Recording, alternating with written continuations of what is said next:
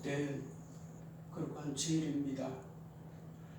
8월에 여러 시간들 가운데 하나님께서 우리 걸음을 여기까지 인도하신 것을 감사하면서 이제 다 같이 마음을 모아서 묵상 기도함으로 하나님 앞에 구별된 예배를 드리겠습니다.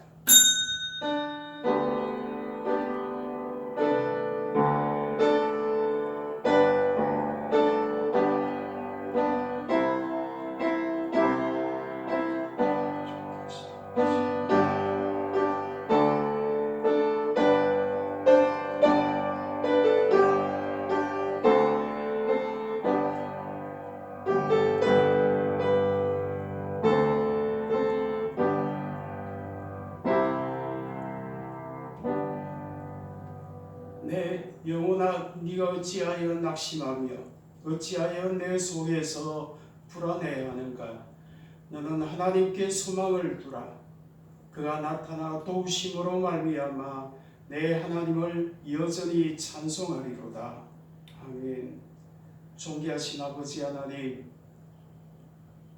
바쁘고 분주하고 사건 사고가 많았던 8월의 시간들 가운데 우리의 걸음을 여기까지 인도하신 에베네셀의 하나님께 찬송과 존귀와 영광을 돌려드립니다. 땅이 뛰놀고 바다가 흉흉하다 할지라도 우리를 향하신 하나님의 인자하심과 성실하심이 무상한 여전하심으로 우리가 오늘 또 하나님의 임재 앞에 예배자로 서사오니 주님, 우리 예배를 기뻐 받으시고 오늘 또 하늘 문을 여시고 우리에게 하늘의 신령한 만나 은혜를 충만하게 내려주시기를 예수 그리스도 이름으로 기원하옵나이다. 아멘.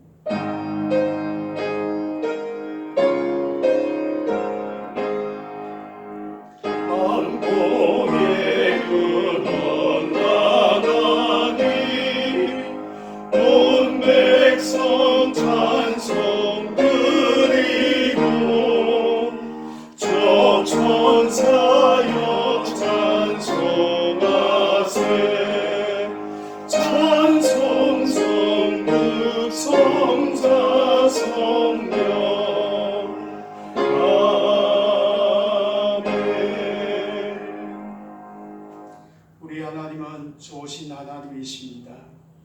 범사에 우리의 모든 삶을 하나님의 불꽃 같은 은혜 가운데 인도하시는 그 하나님의 은혜로 지난 8월의 시간들을 살게 하셨습니다. 한 주간에 또한 우리의 삶을 이 시간 함께 돌아보면서 마땅히 하나님 앞에 구별하여 감사할 것들은 감사하시고 우리가 하나님의 존귀한 백성임에도 불구하고 그 백성답게 살지 못하고 눈에 보이는 세상을 따라서 그렇게 우리의 몸과 마음을 빼앗겼다고 한다면 이 시간 우리의 모습을 돌아보면서 다시 회복의 은혜를 달라고 참회와 감사의 기도를 함께 드리겠습니다. 존귀하신 아버지 하나님, 하나님의 은혜로 지난 8월의 시간을 살게 하셨음을 감사합니다. 여러분의 모든 것이 하나님의 은혜였지만 우리는 또 눈에 보이는 세상이 전부인 줄로 알고 그렇게 살아왔던 우리의 지난 시간을 하나님 앞에 회개하오 주님 우리를 긍휼히 여겨주시기를 바랍니다. 주의 성령께서 오늘도 우리의 심령을 다시 한번 만져주시옵소서. 우리의 온 마음과 온 인격과 우리의 온 영혼이 주의 성령의 은혜로 말미암아 다시 한번 회복되옵소서. 그래서 우리가 다시 하나님의 사랑으로 돌아가는 귀한 시간들이 되게 하옵소서. 많은 마음에 대해서는 마땅히 하나님 앞에 구별된 감사를 드리게 하옵소서. 만일 우리가 우리 죄를 자백하면 저는 미쁘시고 의로우사 모든 불의에서 우리를 깨끗하게 하신다고 말씀하셨습니다. 그리스도의 고귀한 보혈 안에서 우리의 모든 죄가 다 정결케 된 것을 믿음으로 받으시고 이제는 성령의 법 안에서 살아가는 복된 성도님들이 다 되시기를 간절히 바랍니다. 사도신경으로 우리의 신앙을 함께 고백하겠습니다. 나는 전능하신 아버지 하나님 천지의 창조주를 믿습니다. 나는 그의 유일하신 아들 우리 주 예수 그리스도를 믿습니다. 그는 성령으로 잉태되어 동정녀 마리아에게서 나시고 본디오 빌라도에게 고난을 받아 십자가에 못 박혀 죽으시고 장세된 지 사흘 만에 죽은 자 가운데서 다시 살아나셨으며 하늘에 오르시어 전능하신 아버지 하나님 우편에 앉아 계시다가 거기로부터 살아있는 자와 죽은 자를 심판하러 오십니다. 나는 성령을 믿으며 거룩한 공교회와 성도의 교제와 죄를 용서받는 것과 몸의 부활과 영생을 믿습니다. 아멘. 다같이 교동문 71문 함께 교독하겠습니다. 교동문 71문 이사야서 55장 말씀입니다. 71문 함께 교독하겠습니다. 오라 너희 모든 목마른 자들아 물로 나오라 돈 없는 자도 오라. 너희는 와서 사 먹되 돈 없이 값 없이 와서 포도주와 젖을 사라. 너희가 어찌하여 양식이 아닌 것을 위하여 은을 달아주며 배부르게 하지 못할 것을 위하여 수고하느냐. 내게 듣고 들을지어다. 그리하면 너희가 좋은 것을 먹을 것이며 너희 자신들이 기름진 것으로 즐거움을 얻으리라. 너희는 귀를 기울이고 내게로 나와 들으라. 그리하면 너희의 영혼이 살리라. 내가 너희를 위하여 영원한 언약을 맺으리니 곧 다윗에게 허락한 확실한 은혜이니라. 너희는 여호와를 만날 만한 때에 찾으라. 가까이 계실 때에 그를 부르라. 악인은 그의 길을 불의한 자는 그의 생각을 버리고 여호와께로 돌아오라. 그리하면 그가 긍휼히 여기시리라. 다같이 우리 하나님께로 돌아오라. 그가 너그럽게 용서하시리라. 아멘. 다같이 29장 함께 찬송 드리겠습니다.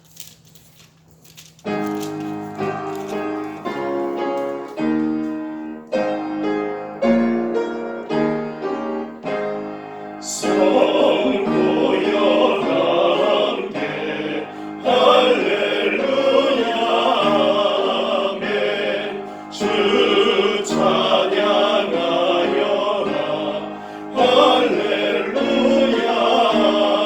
아멘 주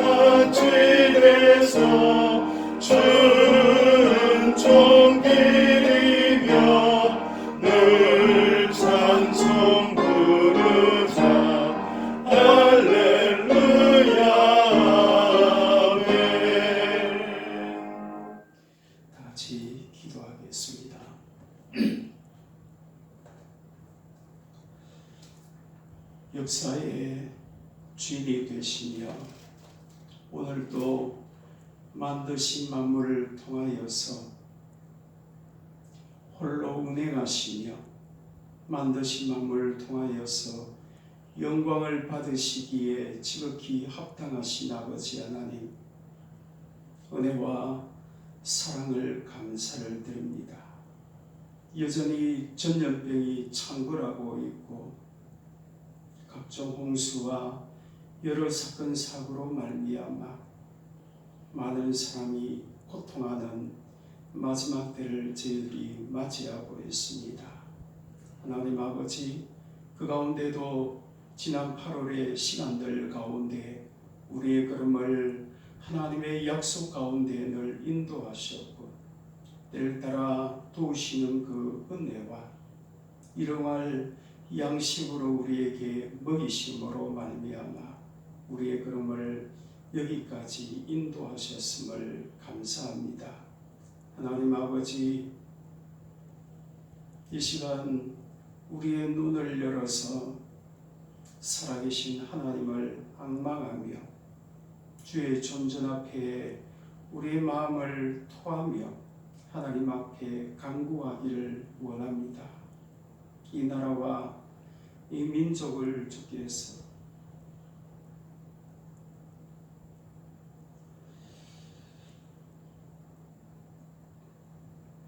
긍휼히 여겨 주시기를 원합니다. 주께서 100년 전에 이 땅 위에 선교사들의 순교의 피 위에 하나님의 복음을 허락하셨고 지난 시간들 가운데 수없는 낯선 믿음의 선진들을 통하여서 우리에게 말씀하시고 우리에게 훈계하여 주심으로 이 땅 위에 주의 몸된 교회를 세우사 여기까지 인도하시며 축복하여 주셨음을 감사합니다. 하나님 아버지, 그러나 우리가 하나님 앞에 받은 바 그 사랑을 기억하지 못하며 교만하며 방자함으로 하나님 앞에 겸비하게 서지 못함을 인하여서 여러 가지 우리에게 나타난 질고들 하나님 저희들이 기억하게 하옵소서. 이 모든 시간들 통하여서 우리가 다시 한번 하나님께로 돌아갈 수 있는 귀한 주의 백성들이 되게 하옵소서. 하나님 아버지, 한국교회가 다시 한번 하나님 앞에 회개하며 통회하며 하나님의 자비하심 앞으로 돌아감으로 인하여서 소망이 없는 이 종말의 때에 주의 몸된 교회가 다시 한번 소망이 될 수 있게 하시고 주의 영광이 이 땅 위에 다시 한번 평만하게 나타날 수 있는 귀한 은혜를 베풀어 주시기를 원합니다. 하나님 아버지, 세우신 위정자들을 주님 불쌍히 여겨 주옵소서. 혹여나 저들이 하나님을 잊어버리고 하나님을 알지 못함으로 방자하게 통치하지 아니하도록 하나님 긍휼히 여겨 주시기를 원합니다. 우리의 인생의 날들 가운데 심판자 되시는 하나님의 그 심판이 있다는 것을 기억하며 두려운 마음으로 이 때를 하나님 앞에 귀한 사명을 감당할 수 있는 위정자들이 되게 하여 주시며 세우신 저들 위에 주께서 은혜를 베풀어 주시옵소서.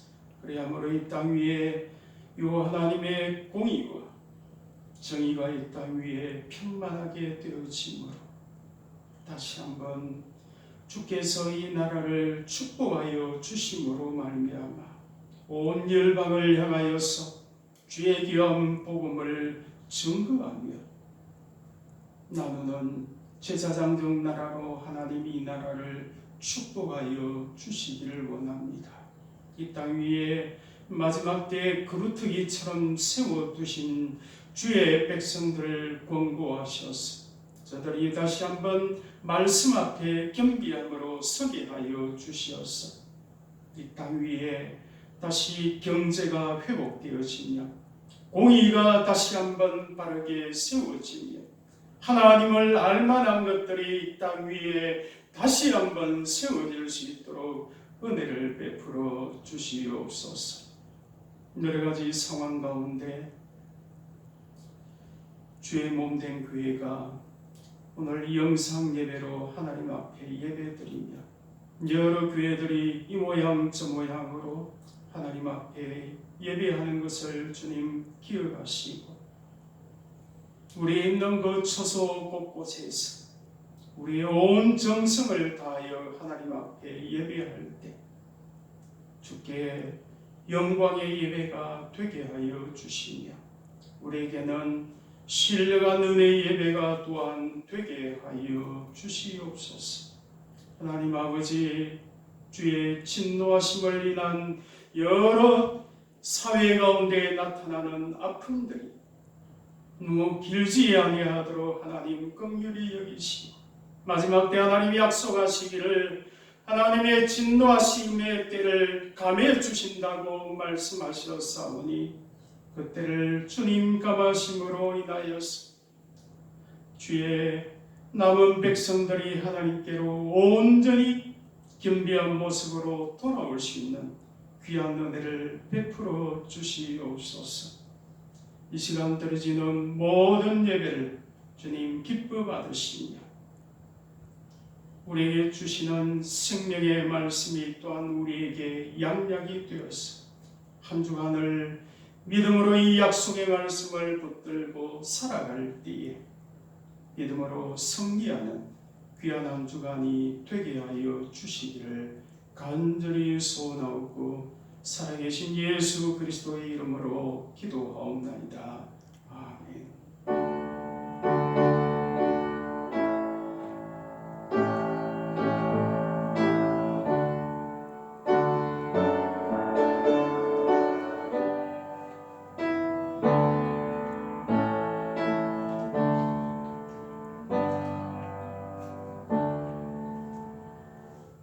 신약 성경 마태복음 오늘은 24장 말씀 함께 살펴보겠습니다.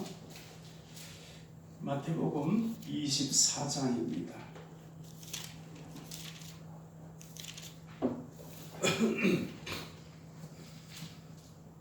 마태복음 24장 1절에서 오늘은 14절 말씀까지 살펴보겠습니다. 마태복음 24장 1절에서 14절까지 제가 봉독하겠습니다. 예수께서 성전에서 나와 가실 때에 제자들이 성전 건물들을 가리켜 보이려고 나오니 대답하여 이르시되 너희가 이 모든 것을 보지 못하느냐? 내가 진실로 너희에게 이르노니 돌 하나도 돌 위에 남지 않고 다 무너뜨려지리라. 예수께서 감람산 위에 앉으셨을 때에 제자들이 조용히 와서 이르되 우리에게 이르소서 어느 때 이런 일이 있겠사오며 또 주의 임하심과 세상 끝에는 무슨 징조가 있사오리까? 예수께서 대답하여 이르시되 너희가 사람의 미혹을 받지 않도록 주의하라. 많은 사람이 내 이름으로 와서 이르되 나는 그리스도라 하여 많은 사람을 미혹하리라. 난리와 난리 소문을 듣겠으나 너희는 삼가 두려워하지 말라.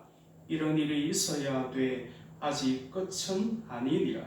민족이 민족을 나라가 나라를 대적하여 일어나겠고 곳곳에 기근과 지정이 있으리니 이 모든 것은 재난의 시작이니라. 그때 사람들이 너희를 환난에 넘겨주겠으며 너희를 죽이리니 너희가 내 이름 때문에 모든 민족에게 미움을 받으리라. 그때 많은 사람이 실족하게 되어 서로 잡아주고 서로 미워하겠으며 거짓 선지자가 많이 일어나 많은 사람을 미혹하겠으며 불법이 성함으로 많은 사람의 사랑이 식어지리라. 그러나 끝까지 견디는 자는 구원을 얻으리라. 마지막 14절 우리 다 같이 합독하겠습니다. 이 천국 복음이 모든 민족에게 증언되기 위하여 온 세상에 전파되리니 그제야 끝이 오리라.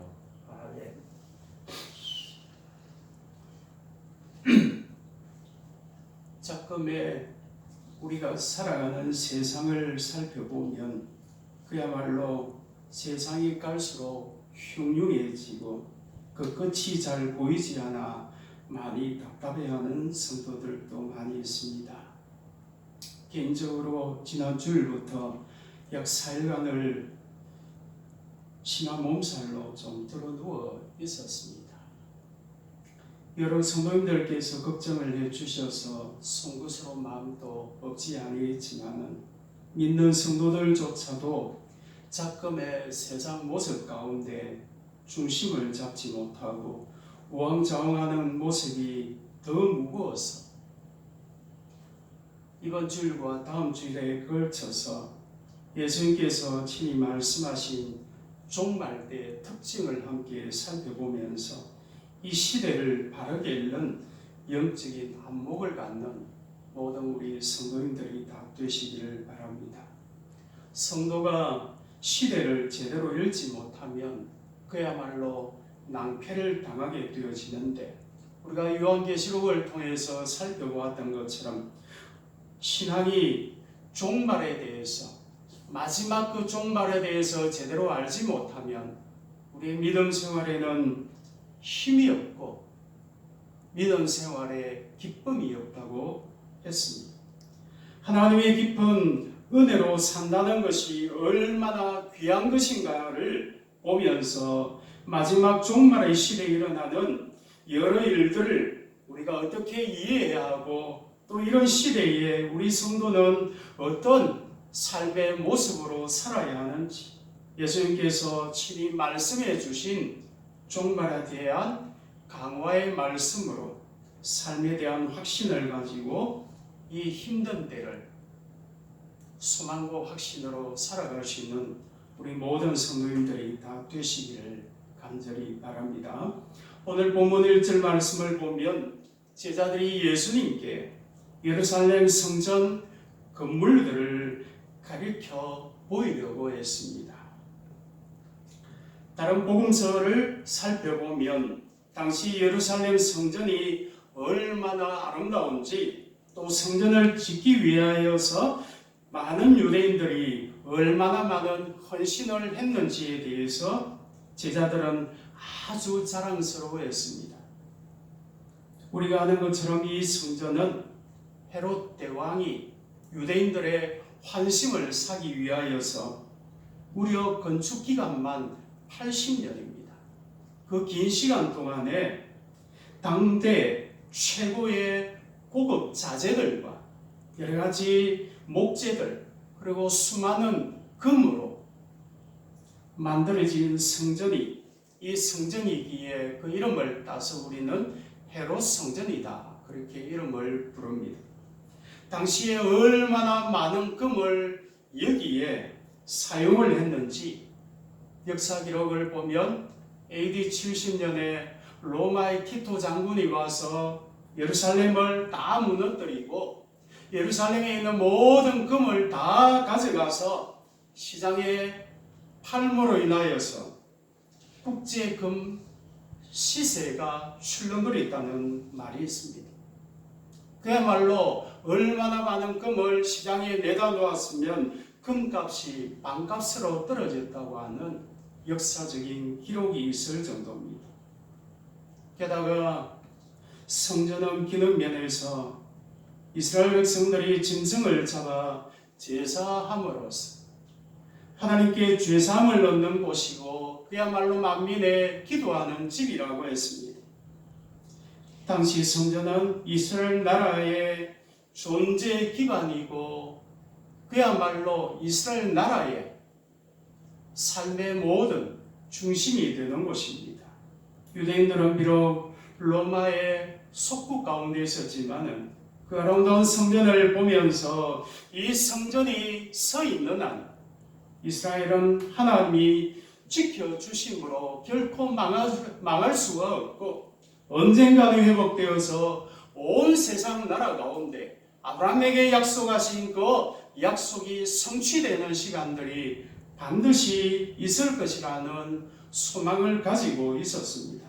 그래서 제자들이 예수님께 성전의 아름다움과 그것을 짓기 위한 그 유대인들의 헌신에 대해서 자랑스러워하면서 말을 했던 것입니다. 이렇게 성전의 그 위용과 모습에 대해서 감동하고 있는 제자들에 대해서 예수님은 그야말로 말을 통해서 완전히 그들의 마음을 깨뜨려 버립니다. 이 성전은 반드시 무너지는데 돌 하나가 쌓이지 못할 정도로 철저하게 파괴될 것이라는 충격적인 말씀이었습니다. 모든 사람들이 한 해가 저물 때가 되어지면 한 해를 되돌아보면서 그 해의 중요한 일들을 더듬어 보면서 기억을 하는 시간들을 갖습니다. 그리고 또한 100년이 지나고 1000년이 지나도 역사가들은 그 일들을 더듬어 보면서 의미를 되새기기도 하는데 앞선 우리 어르신들은 8.15 해방과 6.25를 절대로 잊지를 못합니다. 가까운 나라 일본은 잊을만 하면 반복되는 지진 때문에 그런 아픔들을 기억하고 있는 것들을 보게 되어지기도 합니다. 가까운 나라 중국은 얼마 전부터 계속 내리고 있는 홍수 때문에 이재민이 얼마나 많이 발생을 해서 우리 남한의 전체 인구보다 더 많은 이재민이 발생을 했다는 이야기를 듣고 있습니다. 우리는 이런 지구촌의 일들을 보면서 충격을 받을 때가 많이 있습니다. 어떻게 세상에 이런 일들이 계속해서 일어나고 있는가? 하나님은 그 역사의 일들을 계속해서 우리에게 보여줌을 인하여서 우리로 하여금 깨어있으라는 메시지를 주고 있는 것입니다. 역사는 시작이 있으면 반드시 종말이 있다는 것을 우리로 하여금 늘 깨어있을 수 있도록 우리로 보게 하십니다. 그런데 오늘 본문 말씀에 나오는 제자들이 예수님의 말씀을 통해서 들으면서 받을 그 충격은 어쩌면 세상에 일어나는 그 어떤 사건 사고와 비교될 수 없는 충격이라고 할 수 있을 것입니다. 돌 하나도 남겨지지 아니하고 철저히 파괴된다는 예수님의 말씀을 듣고 제자들은 얼마나 큰 충격을 받았으면 그 누구도 예수님께 말을 붙이는 사람이 아무도 없었습니다. 그야말로 머리가 하얗게 되면서 생각이 정지되어 버렸습니다. 그렇게 침묵 가운데 감람산까지 왔습니다. 그런데 감람산에 이르렀을 때에 조용히 주님 곁으로 다가와서 묻게 됩니다. 예수님, 어느 때에 그런 충격적인 일이 있으며 또 주의 임하심과 세상 끝에는 무슨 징조가 있겠습니까? 제자들의 질문을 자세히 보면 예수님은 지금 성전 파괴에 대해서만 말씀하셨는데 제자들은 성전 파괴를 예수님의 재림과 세상의 끝날과 관련지어서 질문을 던지고 있습니다. 말하자면 성전이 파괴된다고 한다면 그것은 곧 인류 역사의 마지막에 나타날 일이라고 생각을 할 만큼 그들은 충격을 받았다는 이야기입니다. 그러면 성전 파괴를 세상 끝과 관련지은 제자들의 이 생각 자체가 어디에서 온 것이며 이것이 옳은 것인가? 그것을 먼저 살펴볼 때에 마태복음 오늘 우리가 살펴보고 있는 24장과 25장 그 내용을 종합해서 볼 때 제자들의 이 생각은 맞는 생각입니다. 일전에 우리가 다니엘서를 함께 깊이 있게 살펴보면서 공부를 한 적이 있습니다. 그때 제가 말씀을 드렸던 것처럼 성경은 모든 인류의 역사를 둘로 나눈다고 했습니다. 첫 번째는 옛 시대, 그리고 또한 마지막 시대, 그렇게 나눈다고 했습니다. 성전이 파괴된다는 것은 옛 시대가 끝이 나고 인류 역사가 마지막 시대에 들어가고 주님의 재림으로 그 마지막 시대마저 끝나고 역사는 완전히 마무리된다는 것을 알려주는 사건입니다.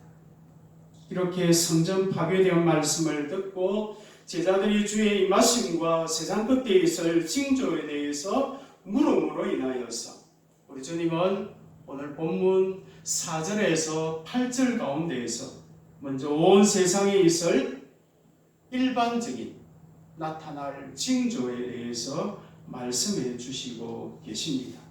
첫 번째, 세상 역사는 반드시 끝날이 온다는 것을 알려주는 징조에 대해서 오늘 본문은 세 가지를 말씀합니다. 첫 번째는 너희가 미혹을 받지 않도록 주의하라. 미혹, 유혹이라고 할 수 있습니다. 역사의 마지막 시대의 가장 중요한 특징은 거짓과 미혹이 난무하는 시대가 된다는 말씀입니다. 그런데 마지막 시대의 거짓은 인류 역사에서 언제나 있어왔던 그런 거짓이 아니라 구원자이신 그리스도와 관계된 그러한 거짓입니다.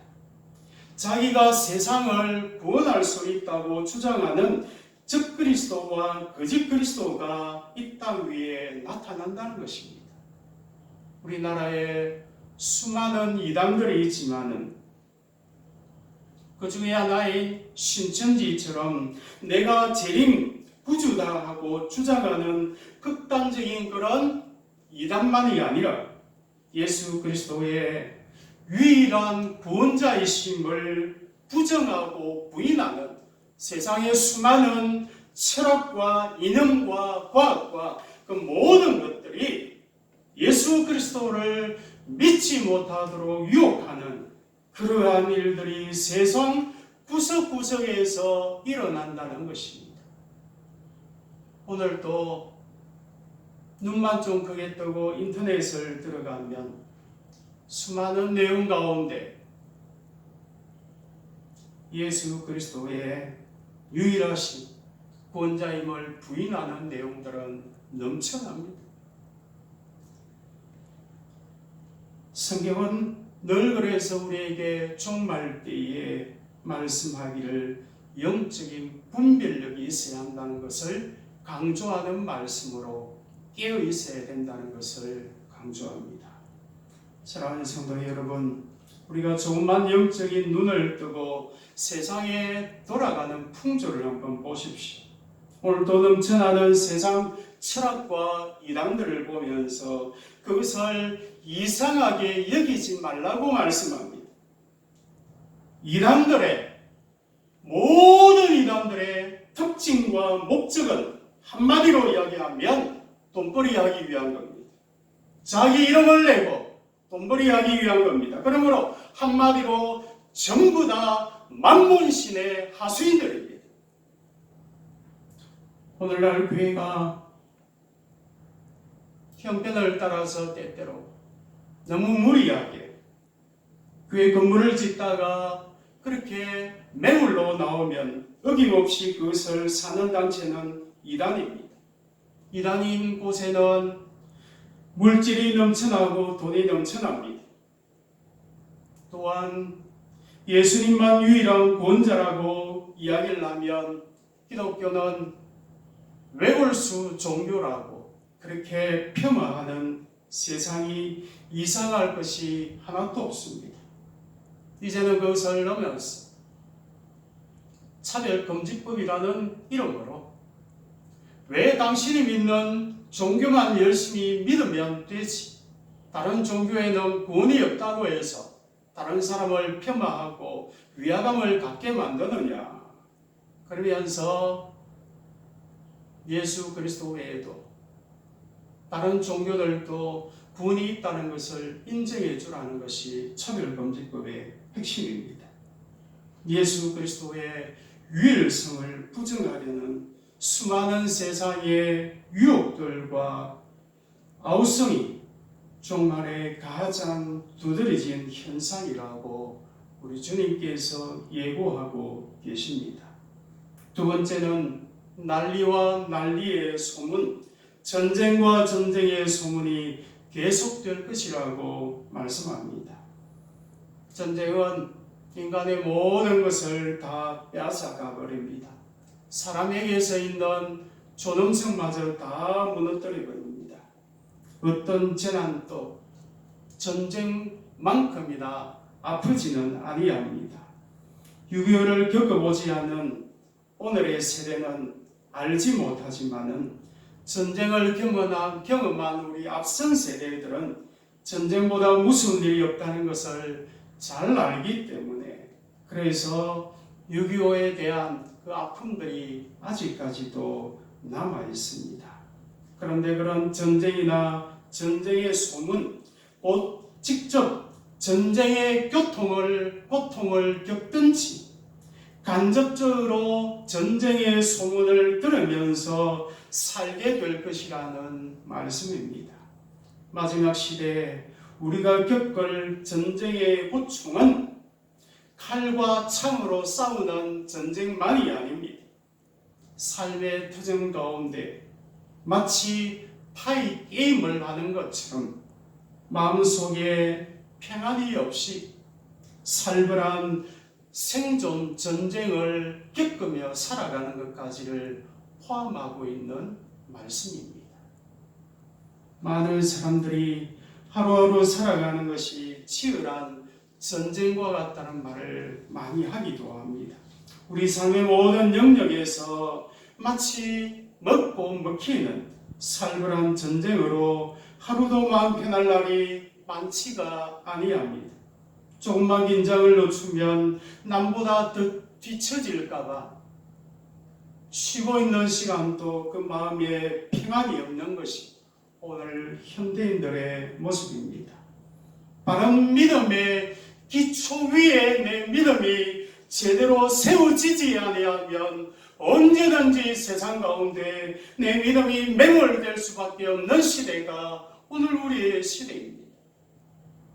그럼에도 믿음의 1세대들이 하나하나 떠나고 나면 다음 세대가 그 믿음을 과연 지키며 살아갈 수 있을지 심히 걱정이 되는 그러한 시대입니다.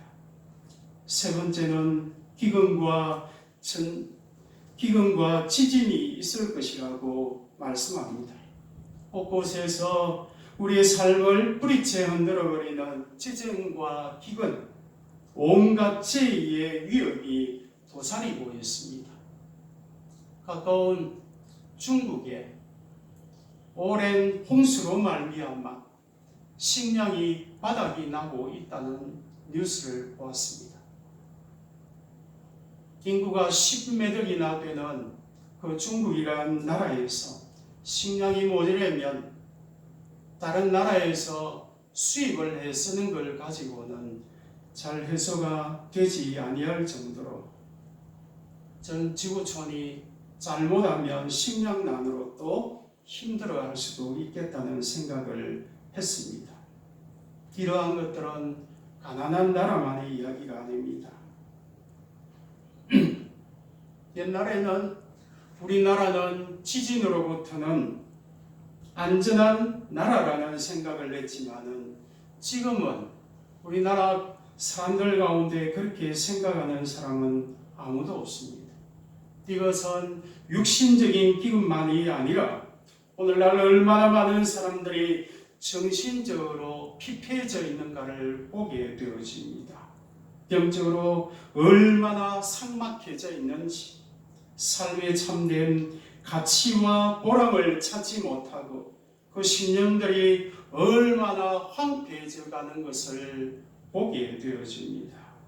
이처럼 미혹과 전쟁과 기근, 이 세 가지를 종말의 징조라고 말씀하시는데 이 내용에 대해서 우리가 조금은 조심하며 살펴볼 필요가 있습니다.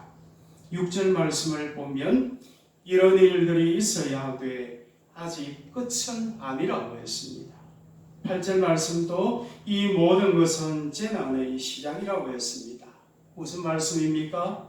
미혹과 전쟁과 기근의 시대를 우리가 살아가는 것이 얼마나 힘들고 어려운 일이지만 그러나 이런 일이 많이 있다고 해서 곧바로 우리 주님이 재림하시는 것은 아니라는 말씀입니다. 미혹과 전쟁과 기근의 징조는 이제 곧바로 세상이 완전히 끝난다는 것을 의미하는 것이 아니라 재난의 시작일 뿐이라고 말씀합니다. 다시 말하면 미혹과 전쟁과 기근으로 인해서 혼란한 시대가 오랫동안 계속될 것을 말씀합니다. 미혹과 전쟁 기근은 분명히 세상의 끝날이 온다는 것을 알려주지만 그 끝시간이 이제 바로 코앞에 왔다고 말해주는 것이 아니라 미혹과 전쟁과 기근으로 특정 지워지는 이 종말의 시대는 긴 시대가 될 것이라고 말씀합니다. 이것을 모르고 어떤 사람들은 벌써 왔다고 한 것이 언젠데 그렇기 때문에 이 모든 말은 수천 년 동안이나 거짓말을 해왔기 때문에 또 거짓말이라고 하면서 성경의 경고를 무시하며 사는 사람도 있습니다. 그러나 거짓이 아닙니다. 성경은 오늘 밤에 주님이 재림을 하시더라도 아무것도 이상할 것이 없다는 말씀을 들려줍니다. 반드시 종말은 옵니다. 하나님이 충만한 자기 백성 14만 4천을 구원하시기 위해서 재난의 시대가 우리가 생각하는 것보다 길 뿐이지 반드시 그 끝날은 온다는 것을 기억해야 합니다. 그렇다고 한다면 이런 시대에 우리 성도는 어떤 삶의 모습으로 살아가야 하는가? 오늘 말씀 가운데 두 가지를 우리에게 들려줍니다. 첫 번째 6절 말씀의 가운데를 보면 너희는 삼가 두려워하지 말라. 예수님은 친히 지금 매우 두려운 말씀을 제자들에게 하셨습니다. 그리고도 두려워하지 말라고 말씀하십니다. 무슨 뜻이겠습니까? 우리가 사는 마지막 시대는 세상에 두려운 일들이 정말 많이 일어나는 시대라는 말씀입니다. 그러나 하늘 성도는 하나님의 종귀한 백성들은 두려워할 필요가 없다고 말씀합니다. 출애굽기에서 애굽 땅에 10가지 재앙이 일어나고 있을 그때에도 하나님께서는 언약 백성들이 살아가는 그 고센 땅에는 여러 가지 재난이 나타나지 않도록 보호해 주셨던 것을 우리는 기억합니다.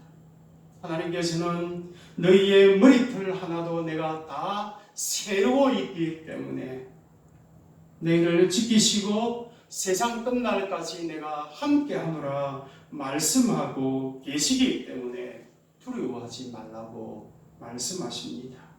이 말씀은 성도는 전쟁과 기근과 여러 가지 미혹 가운데 어려움을 안 당한다는 말씀이 아니라 천재지변이 일어난다 할지라도 우리 성도들은 하나님의 돌보심 가운데 그 모든 일들을 맞이하고 그 사랑하는 자녀들에게 좋은 것을 주신다고 약속하신 아버지께서 마음속으로 다 아심에도 불구하고 허락하신 일이기 때문에 궁극적으로 하나님 아버지가 우리의 영혼을 지키시기 때문에 두려워하지 말라는 말씀입니다.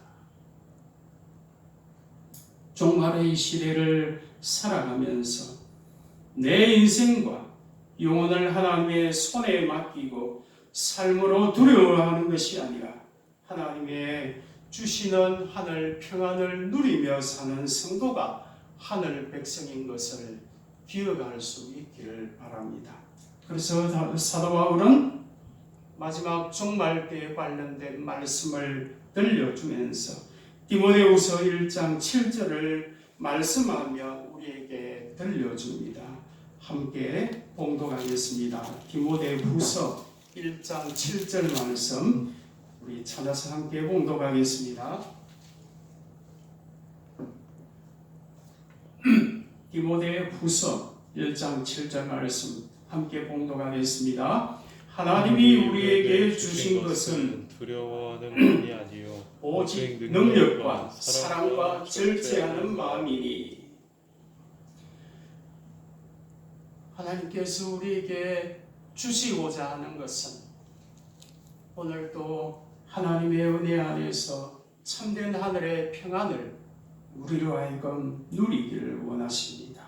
두 번째, 우리는 위협과 전쟁과 기근과 같은 세상의 여러 징조들을 보면서 정말 주님이 내일이라도 오시기를 사모하는 마음으로 준비하는 삶을 살아야 한다는 말씀입니다.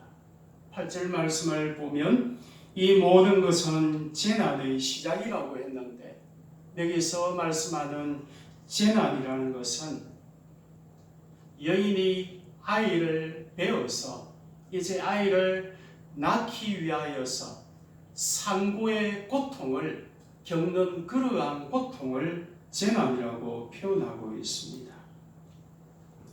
마지막 시대에 거짓과 미혹으로 인한 고통과 전쟁의 소문으로 인한 고통, 지진과 기근으로 인한 이 모든 고통들은 예수님이 오시기를 기다리게 하는 해산의 고통과 같은 것이라고 말씀합니다.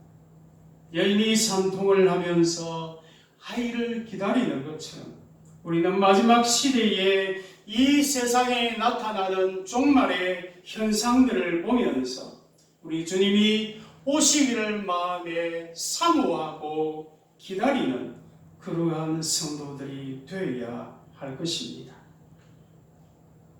혹이라도 성도들 가운데 성경은 이 죄 많은 세상 가운데 우리는 영원히 살아갈 자들이 아니고 이 땅 위에는 나그네요 순례자라고 말씀하는데 성도들이 때때로 이 땅 위의 삶 가운데 삶이 너무 평안함으로 인하여서 마음속으로 주님이 천천히 오시면 좋겠다고 생각하든지 안 그러면 오히려 안 오시면 더 좋겠다고 생각하는 망령된 생각을 갖는 성도들이 있어서는 안 될 것입니다. 지금도 이 땅 위에서 내가 충분히 먹고 살만한데 주님 그렇게 급하게 오셔야 되겠습니까? 그런 생각을 가지는 성도들이 있다고 한다면 그야말로 우리 주님께서 민망해 하실 것입니다.